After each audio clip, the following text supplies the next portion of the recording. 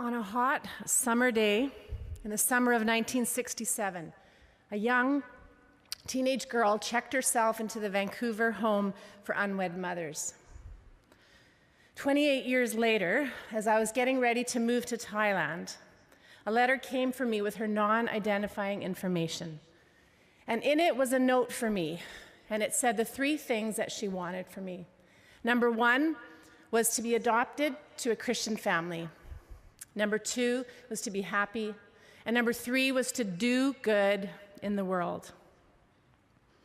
Today I want to tell you about 3 8-year-old girls and encourage you that when you work with children, you impact the world. And I want to tell you about the 3 mantras that guide my life. Number 1, I can do all things through Christ. Number 2, no one is beyond redemption. And number 3, love changes everything. When I was 8 years old, I heard a voice say, "Open an orphanage when you grow up." And it made sense to me as an 8-year-old that I had been saved from something and I should give back to children needing a home. Later, when I attended MEI, my basketball coach, Rudy Thiessen, taught me that I can do all things in Christ. My teachers encouraged me to join everything. So I played soccer, volleyball, basketball. I played the French horn. I joined concert choir. And really, I was average at best at all those things. But my teachers made me believe I was excellent. And so MEI taught me to believe at the very core of me that I could do anything I set my mind to. When I was in grade 11, my math teacher, Les Clausen, stopped me in the busy hallway and whispered to me that I should run for student body president. I laughed out loud and I said, "But I'll never win." I wasn't beautiful or rich. Plus, I was in the principal's office monthly. But he told me I had something that the school needed, so I ran for Mr. Clausen, confident I would not win. And to my great shock, I won. And I started to believe there that I could accomplish the impossible if I worked hard. Years later, as I was visiting a poor government hospital in Thailand, I noticed a small baby covered in diarrhea and dying of end-stage AIDS.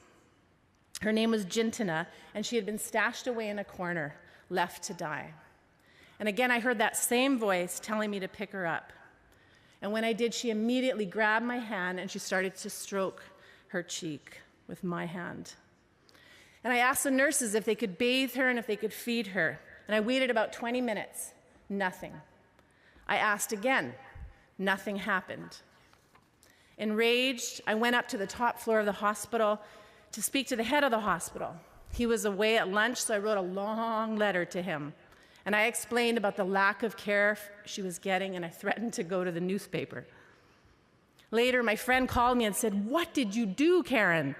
5 administrators had come into the children's ward with clipboards, and they were checking on Jintana, and they were angry at her mistreatment. This gave me courage to try and get custody of her. A month later, I was leaving the hospital with Jintana in my arms, her medical file about this big in my hands, and 2 big bags of her medications. The doctor, believing her death was imminent, told me to go straight to the orphanage I had found. Once there, the orphanage confirmed that she may not live long, but they told me at the very least she would die loved in somebody's arms. The next few months, they called me several times and said she was not going to make it through the night. But after 6 months, she miraculously began to fight to live. And today, Jintana is 13 years old, and she's a beautiful young girl who loves Thai hip-hop, and she dreams of being a teacher or a backup dancer for Justin Bieber.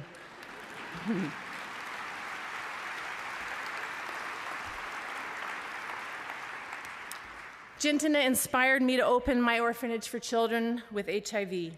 We opened 10 years ago and have loved over 60 children that have come through our homes. Currently, we have 35 children living long-term with us. Sadly, their teachers stigmatize our children by telling their classmates about their health status and their HIV status and instructing them not to play with our children. And so I fight for justice for them, and I educate the community on HIV and AIDS. Sometimes when I'm up against a difficult crisis, I'm transported back to high school, and I'm reminded of Mr. Thiessen and Mr. Clausen telling a very average girl that she could do all things through Christ. Meet P. Ganiga. When she was 8 years old, she was growing up in a fishing village in Thailand, helping her mother who had 10 children and no husband. Her mom sold heroin to provide for her family, and Ganiga's job was to take little bags of heroin and tape them on the inside of her thigh and bicycle 10 kilometers across town because the police wouldn't suspect her. She was forced to quit school in grade 3 and married an abusive man at 17. She worked on fishing boats for weeks at a time and became addicted to drugs and gambling. Ganiga worked in my home later for 5 years, and it was during this time that the tsunami happened in 2004. We went south and were able to build 25 homes for widows on a small island. Ganiga came with us to help, and she was transformed. She gave her life to God there, and she promised him that she would serve him the rest of her life. No one is beyond redemption. The next year, when I opened the Abundant Life Home, Ganiga became the first house mom at ALH. She was widowed, she was poor, and at 50 years old, she adopted our first newborn baby from ALH when his mother died of AIDS. Now, Ganiga walks the red light district with me at 2 a.m. looking for young girls to rescue out of the sex trade. No one is beyond redemption. The third girl is Bing Bing. Bing Bing was 8 years old when the police rescued her from her mother, who was selling her for sex to tourists. These men believed that having sex with a child would cure them of HIV. And when she tested positive for HIV, the doctor in Bangkok sent her to us. Bing Bing had never been to school, and she came to us silent and traumatized. I found myself crying, God, you picked the wrong girl. I don't have what it takes to deal with this magnitude of pain. And then slowly, I watched how love changes everything. As we began to care for her and restore what was stolen from her, she began to trust us and then to love us. She began to play, sing, and laugh and excel in school. Her life is hard still, really. She lives with HIV. Both her parents have died of AIDS, and her relatives don't want her because of her HIV.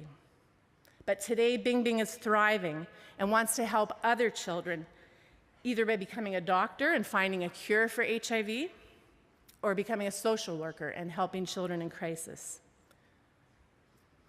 Jintana's rescue gave me the courage to open up our orphanage and reminded me what I learned at MEI. I can do all things.